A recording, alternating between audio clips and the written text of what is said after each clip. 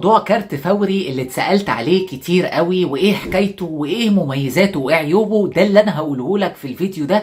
مبدئيا كده بتروح على تطبيق فوري، لو ما عندكش اكونت هتروح تعمل اكونت. بعد كده بيفتح معاك بالمنظر ده، بيطلب منك تسجل دخول يا اما تعمل اكونت. بعد كده هعمل هنا انشاء حساب، بعد كده هنا هكتب رقم موبايلي، بعد كده بوافق على الشروط والاحكام، وبعد كده بعمل استمرار. طبعا عشان انا عندي حساب قبل كده فانا هسجل دخول برقم موبايلي. زي ما انتم شايفين اول ما فتحت التطبيق بيقول لي دلوقتي ان في كارت جديد فوري عاملاه. فانا لو ضغطت هنا على الكارت الاصفر بيقول لي هنا مميزات الكارت ده ان هو بطاقه مسبقه الدفع وفيه عروض حصريه، واقدر اسحب من الاي تي ام واتابع المصروفات. فبضغط هنا على قدم الان. بعد كده هنا بيطلب مني وش البطاقه. هديك نصيحه وانت بتصور البطاقه، يفضل خلي خلفيه البطاقه بيضة عشان يقدر يحدد الصوره بتاعه البطاقه. فدلوقتي جيت الكاميرا وحطيت البطاقه في الاطار المستطيل ده، وبعد كده هضغط هنا تصوير. بعد ما حمل معايا بيطلب بقى الوجه الخلفي او ظهر البطاقه، فهعمل نفس اللي عملته في وش البطاقه بالظبط، بحطها في الاطار ده واعمل هنا تصوير. خلاص كده تم التصوير بنجاح، وهيتم المراجعه في الصفحه التاليه. فبضغط هنا عادي على متابعه. زي ما انتم شايفين هو قرا البيانات بشكل كامل. دلوقتي لازم تركز كويس قوي في الاسم بتاعك مكتوب ازاي، ورقم البطاقه لازم تشيك على كل رقم فيه، لانه احيانا لو انت مثلا الكاميرا عندك مش كويسه ممكن يقرا رقم غلط. فانت ممكن تضغط هنا على تعديل وتعدل البيانات، وتتاكد برضو من تفاصيل العنوان. فانا مثلا هنا هضغط على تعديل. هنا مثلا عندي مكتوب العنوان غلط مش عامل فواصل، فانا هظبط العنوان. بعد ما ظبطت العنوان بتاعي لازم تضغط هنا على حفظ. هنا بتحط كود الاحاله خاص بالشخص اللي احالك،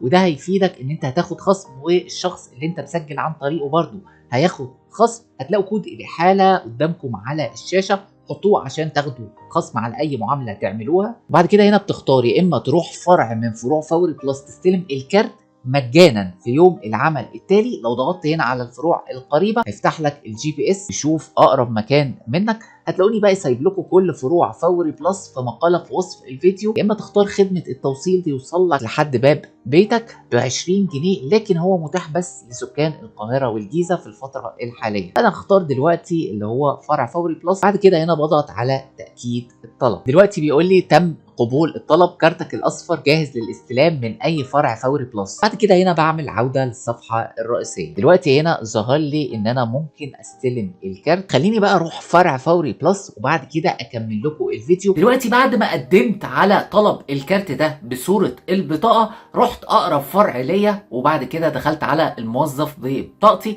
بعد كده حط البيانات دي على الكمبيوتر وسالني على رقم الموبايل. يفضل تديله رقم الموبايل اللي انت ربطته بالتطبيق. طبعا الموضوع ملوش اي علاقه برقم موبايلك ده عليه محفظه او لا، لان من الاخر كده فوري ده مش محفظه.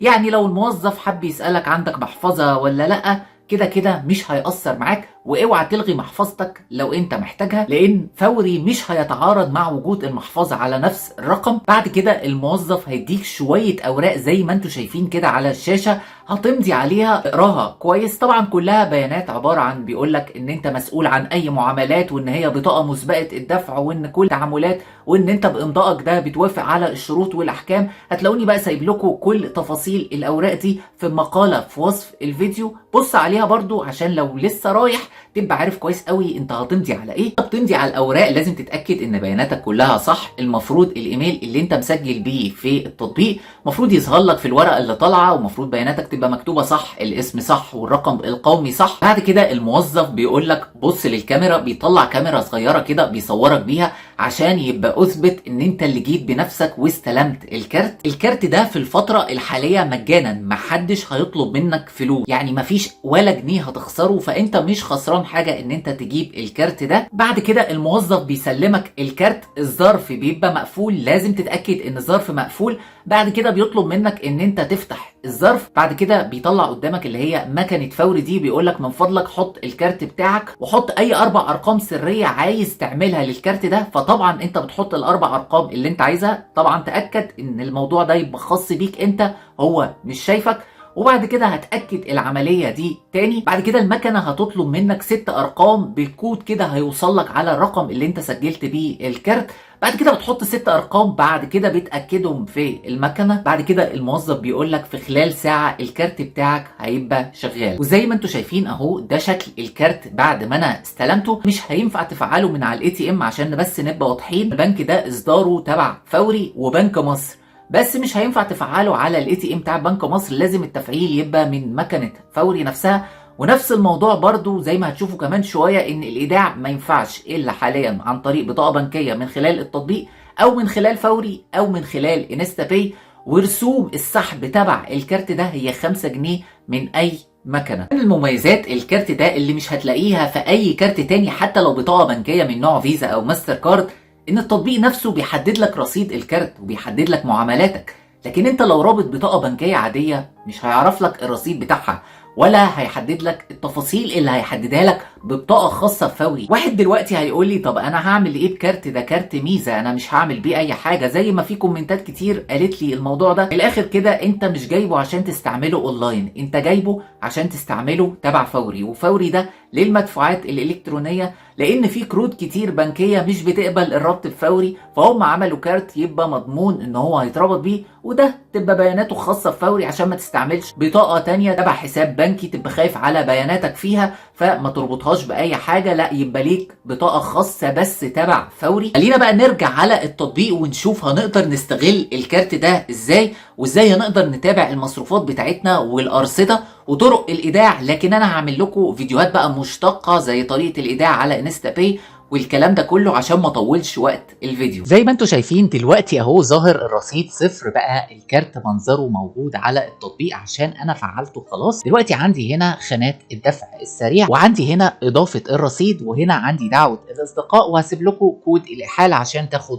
كوبون خاص. دلوقتي بقى خلينا ندخل على النقطه الاساسيه وهي اللي هختم بيها الفيديو، ازاي بقى تضيف رصيد. دلوقتي لو ضغطت عليها عندي هنا اضافه بطاقه بنكيه او فرع فوري بلس او فوري كشك او انستا باي. فاللي هتكلم عنها في الفيديو ده هو اضافه بطاقه بنكيه. فرع فوري بلس سهله جدا، لو رحت لاي فرع فوري ممكن تشحن البطاقه بتاعتك. وفوري كشك اللي هو سوبر ماركت عنده مكان التاجر، الكلام ده كله تقدر تشحن بيها البطاقه. انستا باي بقى دي اللي هعمل لها فيديو خاص بيه عشان وقت الفيديو. فالوقت هنا لو ضغطت على بطاقه بنكيه هنا بيقول لك من اضف بطاقه بنكيه واذكر اسم صاحب البطاقه وتكتب هنا الغرض زي كانك بتحول من انستا باي. وعندك هنا المبالغ محدده، يا اما تكتب مبلغ اخر. فانا لو ضغطت على اضافه بطاقه ائتمانيه فهنا هكتب رقم البطاقه، بعد كده هنا هتكتب تاريخ الانتهاء، وبعد كده هنا هتكتب كود التحقق. وكود التحقق ده ال3 ارقام اللي في الظهر. وبعد كده هنا بيقول لك اكتب اسمك على البطاقه، ولو بطاقه مسبقه الدفع مالهاش اسم اكتب اسمك باي صيغه. وبعد كده هنا اضغط على اضف البطاقه. بعد ما حطيت الاو تي بي اللي وصلني على رقم الموبايل بضغط هنا على ادخال. زي ما انتم شايفين تمت اضافه بطاقتك بنجاح. هنا هضغط على موافق. زي ما انتم شايفين خلاص البطاقه اتضافت. لو انا بقى عايز اشحن بيها اعمل هنا صح عليها، وبعد كده هنا بكتب اسم صاحب البطاقه اي اسم انا عايزه. بعد كده هنا بحط 10 جنيه مثلا،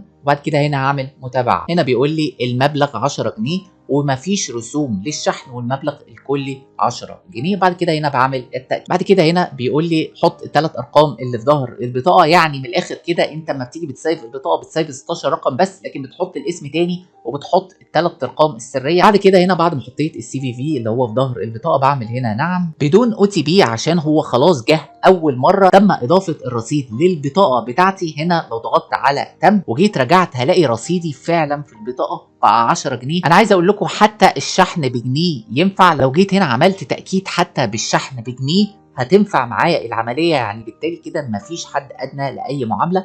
تمت اضافه الرصيد بدون اي مشاكل، وجات رساله الخصم بدون او تي بي، وفعلا الرصيد بقى 11 جنيه. في نقطه مهمه جدا عايز اقولها لكم في ختام الفيديو، ان انت لو ضغطت هنا على البطاقه كده ضغطه سريعه هيجيب لك هنا بيانات البطاقه وتاريخ الانتهاء اللي هو 5 سنين صلاحيه، وهنا بيجيب لك المعاملات اللي انت عملتها قبل كده. ولو ضغطت على ال3 نقط اللي فوق دي تقدر تغير الرقم السري او تعيد ضبطه او تحدد المصروفات او توقف الكارت، او يعرفك كمان اقرب فروع ليك الاي تي امات تقدر تسحب منها فلوسك. يا ريت تقولوا لنا رايكم في الكومنتات، هل انت شايف البطاقه دي فعلا هتفيدك وهل هتسهل لك معاملاتك ولا لا؟ شكرا جدا يا جماعه لحسن استماعكم، والسلام عليكم ورحمه الله وبركاته.